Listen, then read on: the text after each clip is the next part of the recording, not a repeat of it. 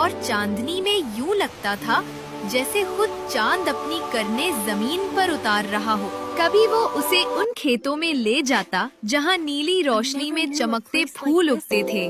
ज़रबाब ने जिंदगी में कभी इतनी खुशी महसूस नहीं की थी। मगर एक रात सब कुछ बदल गया।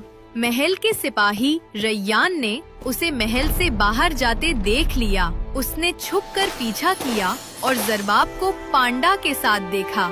अगली सुबह वो सीधा बादशाह के पास गया और सब कुछ बता दिया। जब बादशाह और मलका ने सुना कि उनकी बेटी एक वहशी जानवर से मिलती है, वो खौफजदा हो गए।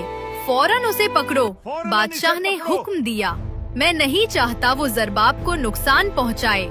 इसी दिन दोपहर को जब बावो नदी किनारे आराम कर रहा था, सिपाहियों ने उसे घेर लिया। वो बेचारा मुजाहिमत ना कर सका। उन्होंने जाल फेंका, बांधा और महल के तह खाने में कैद कर दिया। रात को जब ज़रबाब हस्बे मामूल जंगल पहुंची तो वहाँ वीरानी थी।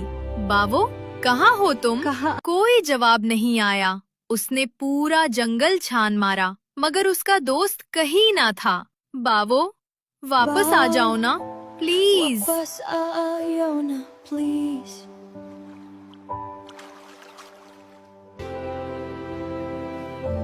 मगर जंगल खामोश था। वो रोती हुई महल लौटी। सुबह जब मालूम हुआ कि बाव को कैद कर लिया गया है, वो तड़प उठी। बाबा, आपने ऐसा क्यों किया?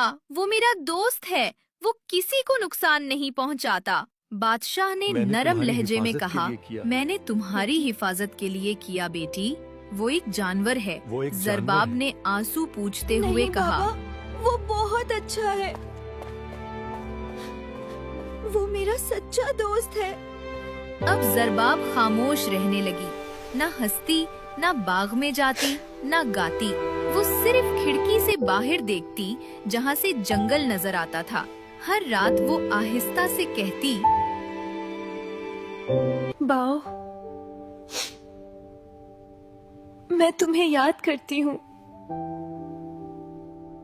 दिन गुजरते गए और ज़रबाब गम में बीमार पड़ गई। हकीम आए, दवाएं आए, मगर उसकी हालत बिगड़ती गई।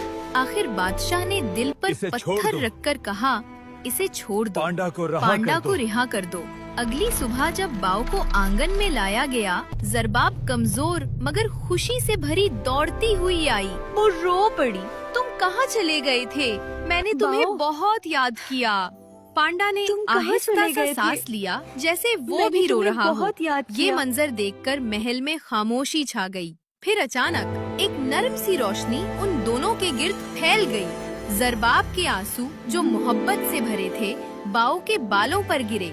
ये फिर जादू सा हुआ। बाव का जिस्म चमकने लगा, उसका रंग रोशनी में बदलने लगा और वो आहिस्ता